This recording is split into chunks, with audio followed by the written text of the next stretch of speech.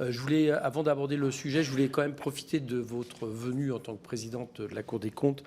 Et cette intervention ne demande pas de réponse, mais juste pour faire un petit commentaire sur le communiqué qui a été hier donné par la Cour des comptes sur la nouvelle présidente Amélie de Montchalin et le fait que, comme on pouvait s'y attendre, en attendant un rapport du collège lié aux questions de déontologie à la Cour, elle va se déporter sur l'exécution des budgets de l'État, de la Sécurité sociale pour 2025, certification des comptes 2025, ainsi qu'au rapport concernant les organismes sur lesquels elle a exercé une autorité au cours des 3 dernières années.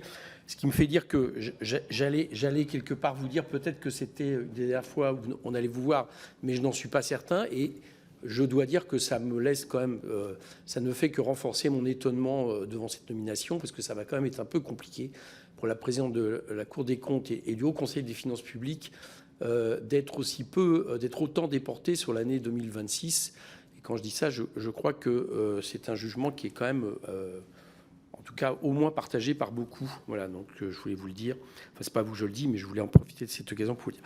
Alors, je vais venir sur le rapport. Le jour, je suis venu à la séance de rentrée de la Cour et je vous ai entendu, Madame la Présidente, affirmer quelque chose avec lequel je suis d'accord, c'est-à-dire de se prémunir sur des remises en question trop fortes et trop systématiques des rapports de la Cour des comptes et de l'institution. Bon. Mais sauf que là, je vais un petit peu le faire, voilà, parce qu'on a quand même affaire, Madame la Présidente, et c'était un peu d'ailleurs le sens déjà de votre intervention lors de la rentrée, on a affaire à un rapport qui est quand même très anglais en termes de conclusion, voilà. Sur les choix des politiques à faire et la manière de réduire les déficits. Alors, je n'aborderai pas la question, parce que j'en aurai pas le temps, je serai trop long, la question de la manière dont on voit la dette. Je rappelle juste quand même que sur la comparaison avec les autres pays européens, d'abord, on n'est pas toujours en tête par rapport aux autres pays. Je regardais y compris votre graphique. On se chevauche avec plusieurs pays depuis quelques années, mais incontestablement, il y a une augmentation des taux d'intérêt. Mais le chiffre, même s'il est mathématiquement, j'allais dire, et de manière comptable juste, de la dette à plus de 3 000 milliards, je rappelle quand même que pour essayer d'estimer quelle est la dette annuelle exacte, il faudrait quand même le diviser par le nombre d'années où nous remboursons cette dette, soit un peu plus de 8 ans. Voilà, ça donnerait une appréciation un peu plus juste que de laisser penser qu'on compare le stock de la dette avec l'idée que ce stock serait à comparer avec une année de recettes et une année de richesse nationale, ce qui n'est pas exact de manière globale et qui est largement fait pour encore un peu plus effrayer que les chiffres exacts. Mais c'est pas sur ce sujet dont je veux parler, c'est les solutions que vous donnez. Vous écrivez dans la phrase liminaire « L'ampleur de l'effort à réaliser ne pourra faire l'impasse sur des mesures d'économie en dépenses ». Alors, à mon sens, c'est la première fois que vous utilisez cette formule de manière, j'allais dire, aussi tranchante. C'est-à-dire que jusqu'à maintenant, vous laissiez quand même le choix, la Cour, entre baisser des dépenses et augmenter certains impôts, ou au moins sur le type de dépenses. Et là, par exemple, très clairement, c'est uniquement les dépenses publiques qu'il faut baisser, et par exemple, pas un mot sur les dépenses fiscales. Bon. Dans une année où un rapport de la Cour des comptes, par exemple sur le pacte du Treil, montre qu'à lui seul, ce pacte coûte près de 7 milliards d'État à l'État, enfin 7 millions pardon, de dépenses à l'État, et qu'on voit bien qu'il est, et que votre rapport d'ailleurs l'a excellemment fait, on peut s'interroger sur le rapport entre guillemets qualité-prix. Si je dis ça, c'est que du coup on se retrouve avec un constat que vous faites, mais une solution unique, qui est uniquement de baisser les dépenses sans aucune alternative. Or, il me semble que la Cour a présenté les options et pas forcément, j'allais dire, à s'aligner sur ce que nous propose, et ça c'est son rôle de manière, j'allais dire, partisane, le gouvernement qui nous explique effectivement que la seule solution, c'est de baisser les dépenses publiques. Bon. Je vous rappelle un peu le contexte. Sur les dépenses fiscales sont donc absentes du rapport. Bon, je viens de dire sur le pacte du Treil. Sur les recettes, je rappelle d'abord que depuis 2017, il y a une baisse majeure des impôts, près de 3 points de PIB, alors que les dépenses sont presque stables, et que donc pour expliquer l'augmentation des déficits, il faudrait peut-être aussi regarder de ce côté-là, et que par contre, au niveau des dépenses publiques, il y a eu une baisse de 3 points, 54,3% du PIB à 51,3% du PIB, et avec une baisse légère de 0,6 points donc des dépenses, baisse importante des recettes et une baisse légère des dépenses de 0,6 points.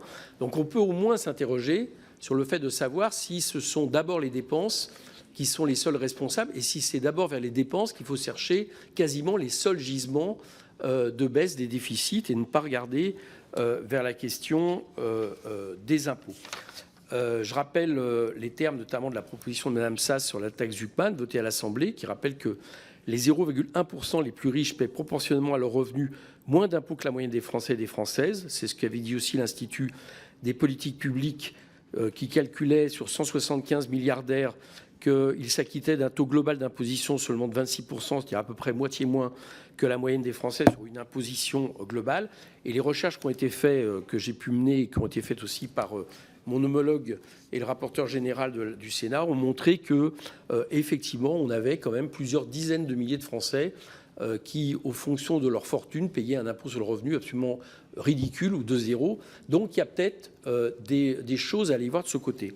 Et du coup, Madame la Présidente, ça m'interroge sur cette manière d'utiliser la question du consentement à l'impôt et sur l'idée de manière globale qu'on ne peut plus supporter des hausses d'impôts. Alors, de manière globale, sûrement. Mais la question, justement, c'est que cette manière globale, elle nous donne une vision erronée des choses, comme je viens de le prouver. C'est-à-dire qu'on se retrouve dans une situation, et c'est ce qui explique en large partie cette baisse de 3% des recettes, où vous avez une part infime, certes, mais très riche de la population qui, aujourd'hui, ne paye pas l'impôt qu'il devrait et qui explique une partie des recettes. Et donc, on peut se demander quel consentement. Si on s'adresse à l'ensemble des Français, par exemple, et qu'on leur met devant leurs yeux le fait que ces quelques milliers de personnes payent à peu près moitié moins d'impôts proportionnellement à leurs revenus ou à leur fortune qu'eux, je ne suis pas sûr qu'ils auront la même définition du consentement que celle que vous mettez dans les textes. Je pense qu'ils consentiront que ces gens-là font un effort. Et d'ailleurs, c'est à peu près ce que disent toutes les enquêtes d'opinion parues ces derniers mois sur la question de la taxation des ultra-riches. Donc c'est un peu la première question que je voulais vous poser sur cette idée de consentement à l'impôt, on est arrivé à saturation d'impôts, etc. Est-ce que vous ne croyez pas qu'il faudrait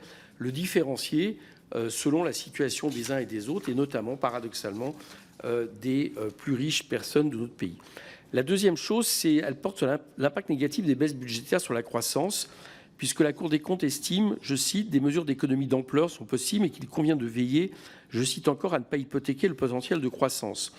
Dans les dernières prévisions, le FCE calcule que nous avons déjà perdu 0,4 points de PIB en 2025 du fait du budget de M. Bayrou et que nous aurions pu perdre, alors il faudra calculer à combien ça se rapporte en fonction du budget finalement adopté, 0,8 points de PIB en 2026 avec le budget initial. Bien. Donc, par rapport à ça, j'aurais une question assez simple. Est-ce que la Cour des comptes pourrait nous donner une liste de baisses de dépenses qui, pour elle, serait du coup inévitable et qui permettrait quand même de ne pas imputer par contre la consommation intérieure et de ne pas avoir du coup un effet récessif sur l'économie et donc moins de rentrée fiscale, etc., etc. Vous connaissez comme moi le cercle vicieux qui peut s'installer. Et enfin, j'ai une troisième question sur la question du CDHR. En matière d'impôts, donc sur les plus riches, la Cour des comptes souligne à propos de la contribution différentielle sur les revenus prévus par le gouvernement, je cite, « les recettes restent entourées d'incertitudes en raison de modalités encore à préciser ou de possible adaptation des comportements fiscaux ». Est-ce que la Cour des comptes estime que la CDHR n'est pas un instrument fiscal adapté à une taxation effective des plus hauts revenus? Quelles sont pour vous les autres possibilités? On voit notamment qu'un impôt temporaire sur un an, ça ne tient pas parce que vous avez du coup, j'allais dire, une organisation de la fiscalité qui très certainement fait reporter certains revenus ou certains impôts sur les années suivantes. Donc, est-ce que vous pouvez nous dire quelle serait une solution alternative CDHR qui, effectivement, n'a pas rapporté les sommes escomptées, puisque je rappelle que l'année dernière, on pensait qu'il rapporterait 1,1 milliard et que finalement, ça a été 400 millions. Voilà, c'est mes trois questions sur les effets récessifs, sur la question du trop d'impôts différenciés sur peut-être les personnes et sur le CDHR plus précisément. Oui, elle dit.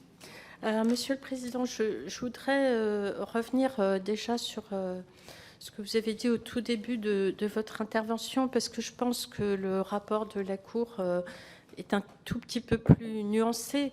Ce que nous avons constaté, c'est qu'en 2025, l'intégralité de l'effort s'était traduit par des hausses d'impôts et qu'en 2026, il est prévu une répartition entre hausse d'impôts et économie en dépenses à peu près équilibrée, puisque grosso modo, c'est les mêmes sommes, 12 milliards de hausse d'impôts, 11 milliards d'économies en dépenses.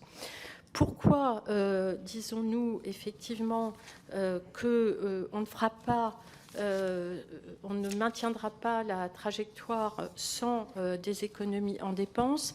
C'est d'abord parce que une grande partie des baisses d'impôts qui avaient été consenties entre 2018 et 2023, près de la moitié, ont déjà été rattrapées par les hausses d'impôts, 23 milliards en 2025, 12 milliards supplémentaires en 2026.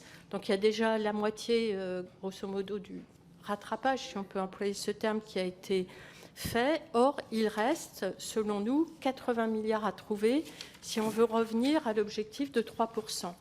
Ce 80 milliards, il nous semble difficile de le trouver en ne faisant pas appel aux deux leviers que constituent d'une part les hausses d'impôts, d'autre part les économies en dépenses. Donc ça, je pense quand même qu'on est obligé de constater aujourd'hui, sur l'année 2025, que le rythme d'augmentation des dépenses publiques a été supérieur à celui du PIB. Donc il faudrait à minima revenir à un rythme d'augmentation de ces dépenses qui ne soit pas supérieur. Voilà, ça c'est quand même le premier aspect.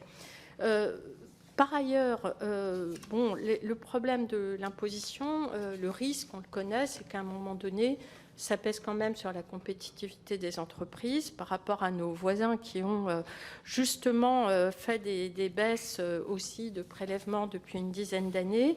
Et puis, les marges de manœuvre pour augmenter les prélèvements qui pèsent sur les coûts de production des entreprises sont à ce stade assez limitées, sauf effectivement, comme je l'ai dit dans mon intervention, à peser sur la compétitivité et sur l'emploi.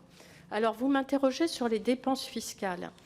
Je crois que sur les dépenses fiscales, la Cour, et notamment la Chambre que je préside, avec les équipes qui sont autour de moi, comme vous l'avez rappelé avec le pacte Dutreil, ont beaucoup travaillé et continuent d'ailleurs à travailler avec des évaluations des dépenses fiscales qui sont importantes. Donc je ne pense pas qu'on puisse dire que la Cour n'accorde pas une attention soutenue à ces niches fiscales, ni qu'elle ne pose pas à sa façon, à travers ses évaluations, la question de l'équité de notre système fiscal. Mais encore une fois, aujourd'hui, je reviens à mon point de départ, il nous semble impossible de revenir à la trajectoire de 3% en 2029 sans faire aussi un effort en dépenses. Alors, bien sûr, il ne faut pas que ça pèse sur l'économie et notamment sur la croissance. Il y a beaucoup de rapports de la Cour qui documentent des économies qui tiennent souvent un meilleur ciblage, par exemple sur les aides aux entreprises, un sujet très important, qui porte aussi sur le fait de réserver vraiment les aides aux plus modestes et pas forcément aux foyers qui sont dans des déciles de revenus élevés. Donc il y a des pistes dans nos rapports pour travailler abondamment sur ce sujet. Je voudrais juste dire un point sur les niches fiscales. Pardon, ne croyez pas que je vous renvoie la balle, mais enfin, 3/4 des niches fiscales sont d'origine parlementaire. Donc, et vous savez qu'elles ne sont pas toujours évaluées dans le cours du débat parlementaire. Donc, ça pose quand même une question, malgré tout, de savoir comment mieux maîtriser ce volume de dépenses assez considérable, 90 milliards d'euros, et encore, on ne compte pas tout dans les documents qui retracent ces dépenses fiscales. Bon, voilà. On y reviendra, je pense, vous aurez sans doute plus de réponses dans le rapport sur l'exécution du budget de l'État. En tout cas, sur le pacte Dutreil, la Cour a quand même été satisfaite de voir que sur 2 points, il y avait des recommandations qui avaient été reprises finalement dans la LFI. En ce qui concerne la charge d'intérêt de la dette, je voudrais quand même dire rappeler qu'elle nous contraint très fortement et que si on est obligé peut-être aussi de réfléchir en termes d'économie de dépenses, c'est parce que cette charge de la dette, elle augmente du seul fait du refinancement chaque année de la dette antérieure. Donc on continue à l'augmenter, il y a un effet volume, mais il y a aussi un effet taux, notamment sur le refinancement des années antérieures. Et donc, ça me paraît difficile de dire qu'on pourrait diviser par 8 parce qu'on renouvelle tous les 8 ans, par exemple. En réalité, tous les ans, on refinance une grosse partie du stock de dette et c'est ce qui nous coûte très très cher actuellement. Je rappelle juste pour mémoire que les taux d'intérêt en 2 ans sont passés de 2,9 points à 3,5 points. Donc c'est une hausse considérable. Maintenant, je pense avoir répondu à l'essentiel de vos questions.